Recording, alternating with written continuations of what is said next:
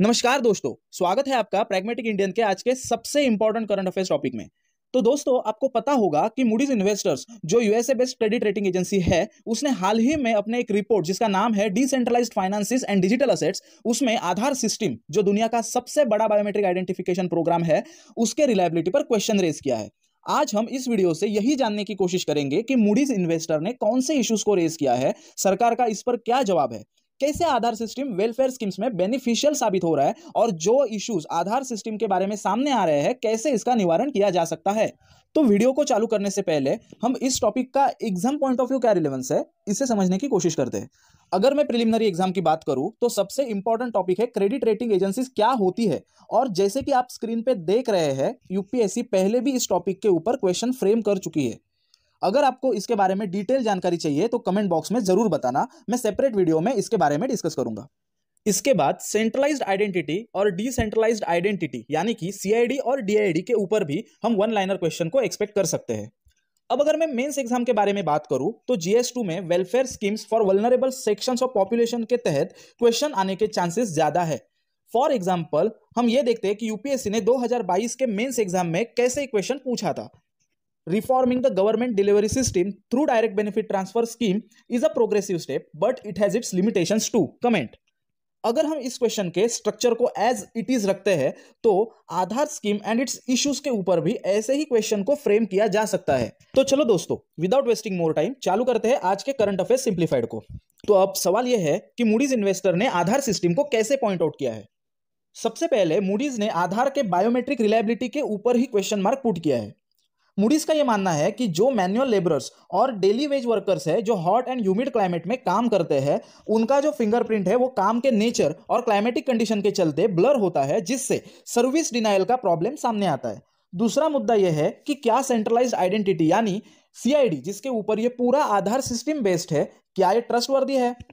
अब हम आगे बढ़ने से पहले सेंट्रलाइज्ड और डिसेंट्रलाइज्ड आइडेंटिटी का एक्चुअल मामला क्या है ये जानने की कोशिश करते हैं। सरल शब्दों में बताया जाए तो सीआईडी के तहत डेटाबेस का मैनेजमेंट सेंट्रल लेवल पे हो सकता है, मतलब यूजर्स अपने डिजिटल क्रेडेंशियल्स को ओन या कंट्रोल नहीं कर सकते हैं। तो दोस्तों, ये जो पूरा मामला है वो इसी सीआईडी के ऊपर बेस्ड है।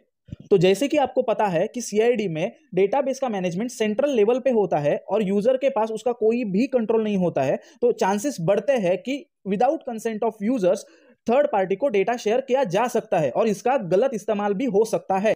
और ये जो कंसर्न्स है वो सिर्फ मूडी ही नहीं बल्कि बहुत बार बहुत जगह इसका जिक्र हो चुका है। इन कॉन्ट्रास्ट जो डिसेंट्रलाइज्ड आइडेंटिटी यानी कि डीआईडी है वो ब्लॉकचेन टेक्नोलॉजी पे बेस्ड है और ये यूजर को अलाउ करती है कि वो अपने डिजिटल क्रेडेंशियल्स को ओन या कंट्रोल कर सकते हैं। अब हम ये भी जानने की कोशिश करेंगे कि इसके अलावा आधार के और क्या क्या इश्यूज है। तो दोस्तों, controller and auditor general of India यानी कि कैग ने भी पिछले साल अपने रिपोर्ट में यह मेंशन किया था कि यूआईडीएआई मतलब unique identification authority of India, उसके पास भी आधार के ऑथेंटिकेशन एरर्स को एनालाइज करने के लिए कोई भी सिस्टम मौजूद नहीं है। दोस्तों, आप सबको पता होगा कि भारत में जो रेशनिंग शॉप्स अवेलेबल है, बहुत बार इंटरनेट की कमी की वजह से या फिर आधार लिंकिंग के कारण लोगों को बहुत परेशानी होती है। कई बार यह भी देखा गया है कि जो आइरिस स्कैन की सुविधा है वो भी अच्छी तरीके से काम नहीं कर रही होती है। अब इतने सारे सवाल दुनिया की सबसे बड़ी बायोमेट्रिक आइडेंटिफिकेशन सिस्टम पे खड़े हो रहे हो, फिर भी गवर्नमेंट ने इसे पूरी तरीके से रिफ्यूज किया है। जी हां दोस्तों, सरकार का यही मानना है कि Aadhaar is the most trusted digital identification system in the world. चलो तो फिर अब हम ये देखते हैं कि कैसे आधार सिस्टम वेलफेयर स्कीम्स में बेनिफिशियल साबित हो रहा है।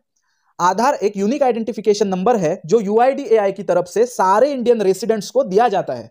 आधार एनरोलमेंट के दौरान इंसान के डेमोग्राफिक डिटेल्स जिसमें नाम, एड्रेस, कॉन्टैक्ट डिटेल्स जैसे समावेश होता है और बायोमेट्रिक डिटेल्स जो फिंगरप्रिंट्स और आइरिस को इंक्लूड करता है, इसे कलेक्ट किया जाता है और आधार डेटाबेस में स्टोर होता है। अब इसका फायदा यह है कि घोस्ट और फेक इंडिविजुअल्स को पूरी तरीके से एलिमिनेट किया जा सकता है। अब घोस्ट इंडिविजुअल्स यानी कि जो मृत व्यक्ति होने के बावजूद वेलफेयर स्कीम को एक्सेस कर रहा है, और फेक इंडिविजुअल्स जो पर्टिकुलर स्कीम को ऑफिशियली एंटाइटल्ड ना होने के बावजूद भी उस सर्विस को एक्सेस कर रहा है। दूसरा फायदा आधार का यह है कि मनरेगा, किसान सम्मान योजना जैसे और कई वेलफेयर स्कीम्स जिसमें आधार डिटेल्स का यूज करके बेनिफिशियरी के बैंक अकाउंट में पेमेंट को डायरेक्टली ट्रांसफर किया जा रहा है, जिससे मनी लीकेज बहुत हद तक कम हुआ है। और एक फायदा आधार सिस्टम का यह है कि आधार एनेबल्ड पेमेंट सिस्टम, जिसे हम एईपीएस के नाम से जानते हैं, जो इंसान के अपने बैंक डिटेल्स को बिना शेयर करे सिर्फ आधार नंबर के जरिए इंस्टेंट विड्रॉल कर सकता है। अब तक हमने यह जान लिया कि आधार सिस्टम क्या है, मूडीज ने इस पर कौन से सवाल खड़े किए हैं और इस पर गवर्नमेंट का क्या रिस्पॉन्स है। अब आखिरी में हम यह देखने की कोशिश करते हैं कि कैसे इन इश्यूज को सॉल्व किया जा सकता है। हाँ दोस्तों, गवर्नमेंट इसे कितना भी रिफ्यूज करे, लेकिन ग्राउंड रियलिटी यही कहती है कि हाँ, आधार सिस्टम को और इंप्रूवमेंट की सख्त जरूरत है। डिसेंट्रलाइज्ड आइडेंटिटी सिस्टम मतलब डीआईडी जो एक बढ़िया सॉल्यूशन माना जा रहा है, लेकिन इसका ब्रॉड लेवल इंप्लीमेंटेशन अभी तक नहीं देखा गया है। अगर डीआईडी को अच्छी तरीके से इंप्लीमेंटेशन किया जाता है तो सिक्योरिटी कंसर्न्स को बहुत हद तक कम किया जा सकता है। आपको हमारा ये एनालिसिस कैसा लगा कमेंट सेक्शन में जरूर बताना, और ऐसे ही करंट अफेयर्स के डेली एनालिसिस को देखने के लिए हमारे चैनल को जरूर सब्सक्राइब करना।